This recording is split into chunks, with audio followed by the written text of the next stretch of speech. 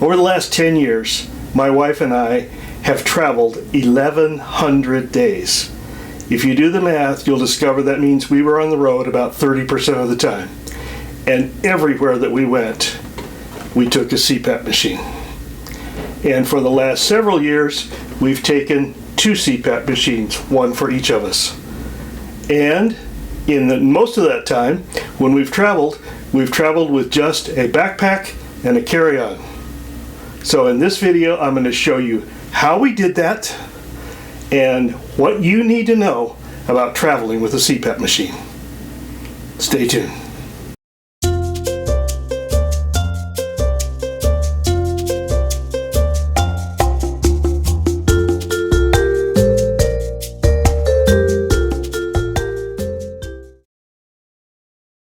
As you can see on the table in front of me, there's a wide variety of CPAP machines. These are 4 that we are currently using in one form or another. And they're very different. And they're obviously very different in size. So what I'm going to do is I'm going to start with this one, which is the oldest one, which is a Philips Respironic DreamStation. It's not made anymore.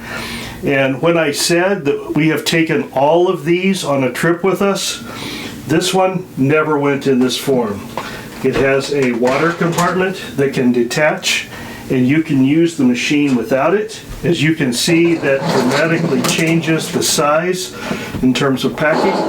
And for many years, this is what we took. Then I decided that it was time to get a travel CPAP machine. So I bought a DreamStation Go from Philips. Again, this machine is no longer available, but the cool thing about it, all the others have a power supply. The DreamStation has the power supply within it, which makes it tremendous. So here's how I take it and pack it. We put it in a zip bag like this, and it goes into my suitcase, and it's very easy to pack. Similarly, my wife has a ResMed machine, and while it's smaller than mine with the water and has a smaller power supply, the problem with hers is that the water, it has water in it right now as you can see, the water supply doesn't come off. So when we travel, we empty the water out of it, but it has to travel in this entire size. And so for a long time, we took my travel machine and this machine and managed to put them in either a backpack or a carry-on. Then last year, my wife decided to get a new travel machine. So this is a Z2 Auto. It's by Brios. It has a very small battery supply. As you can see, it packs compactly as well. This little fancy tube here, there's 2 things. Now, one, it captures moisture out of the air, so there's no need to use water. And the second thing is it has a muffler on it to be more silent. So this is how we travel now, is with these 2. Okay, so here you can see how I actually pack my suitcase. What I do is put all of my clothes in the right side of the suitcase. Then on the other side, here's the 2 breathing machines. So one goes down here, one goes up here. This is an Eddie Bauer jacket that folds up into itself. It's a weatherproof jacket. It's nice for all kinds of weather. So this is inside gear, outside coat, and all of my breathing machines. And then the extra space in here is for toiletries or umbrella or whatever I need for that particular trip. So that's how we normally pack. Now for some of you, you need to conserve that space, and there will be no space in your suitcase for a breathing machine. Do you have any other options? Well, yes, there is one. Most of you, anyone who has a CPAP machine already knows that they typically come with a carry case like this one, which you take the various components apart and you put them into the bag, and you can pack the whole thing. You can take this to the airlines, and the airlines will not count this as one of the 2 items. We have tried this. My wife did this. We found out that not every gate agent is as aware of the rules as every other one. And so we had a gate agent at one point who argued with us that said, no, you have to condense down to 2 items. You can't bring a 3rd item. We said, yes, we can. We finally won the argument by appealing to a supervisor. So it's not necessarily a smooth process, but it is a process where you can take a breathing machine in a separate article. Now, this is a shoulder bag, so you can wear it over your shoulder like this and still have your 2 bags. But for us, this was just too bulky. And as long as we could figure out how to get it into our suitcase, that was a better option for us. And particularly now that we have 2 compact machines, we don't try and pack it separately. But it's an option for you if you want to try.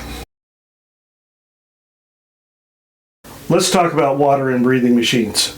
I started using the CPAP machine back in the CPAP Stone Age.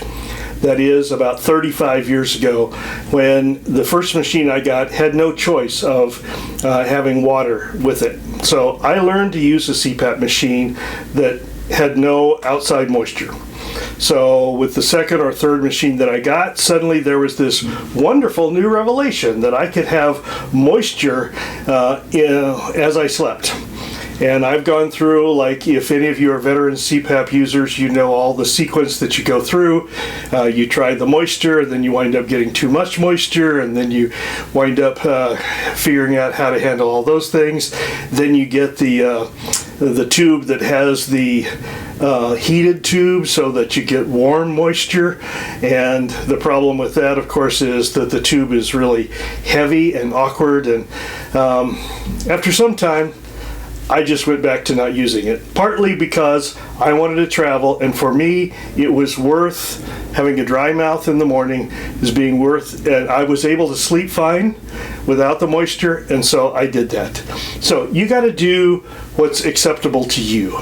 So there are ways to handle this. When you go on a cruise ship, they can supply you with water on the cruise ship. All you have to do is ask. When you go to Europe, you can find small bottles of filtered water, distilled water, and you can make it work. But I would encourage you to try to see if you can sleep without the water, or try a machine like my wife has that takes moisture out of the air and is enough to be able to travel and enjoy without all of the hassles of the water. So, just my 2 cents. I would love to know your comments about how that's worked for you. What about taking your CPAP through airport security? Well, it is rarely a problem. Only once in the last 10 years can I remember where my CPAP machine was taken out and swiped down to make sure it didn't contain any bomb-making chemicals. And I'm not sure if it was just a random check or if there was something around. In recent times, it's taken out of your suitcase less and less often because the machines are becoming more sophisticated. I prefer to leave my CPAP in a bag. Technically, you only have to take out the machine itself. But I prefer to have it all together so that I'm not zipping and unzipping and making the repacking a problem. So, but in general, you'll find that you can take the CPAP machine through an airport without much difficulty. Pre-check makes it even better.